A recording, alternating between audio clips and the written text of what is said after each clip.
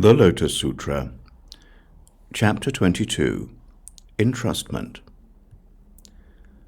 Thereupon Bodhisattva Naksataraja Samku Sumita Bijna addressed the Buddha, saying, O Bhagavat, why does Bodhisattva Baisyaraja wander in this Saha world? O Bhagavat, this Bodhisattva Baisyaraja has performed hundreds of thousands of myriads of kotis of nayutas of difficult and arduous practices. Splendid, O Bhagavat, I entreat you to explain it even a little, so that all the devas, nagas, yakshas, gandharvas, asuras, garudas, kimnaras, mahoragas, humans and non-humans, and also the assemblies of the bodhisattvas who have come from the other lands, and the Shravakas, will rejoice on hearing it.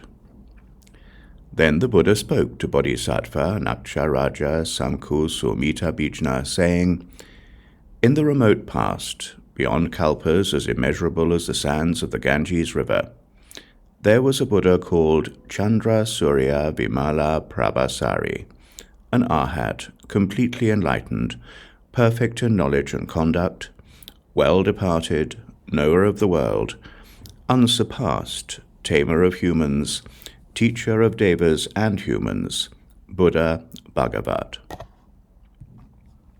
With this Buddha were 80 kotis of great bodhisattva mahasattvas and an assembly of great Shravakas, as many as the sands of 72 Ganges rivers.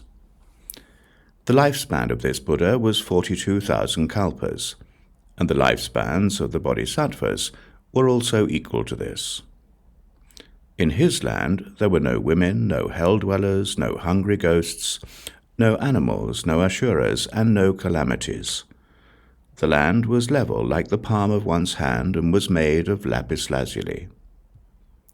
It was adorned with jeweled trees, and was covered with jeweled canopies with various hanging flowered banners. This world was filled with jeweled vases and incense burners. There were platforms made of the 7 treasures. For each tree there was a platform, and each tree stood away from the platform a distance of no more than a bowshot.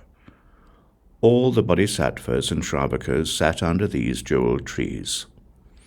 On the top of every jeweled platform were hundreds of kotis of devas, who played divine music and sang in praise and homage to the Buddha.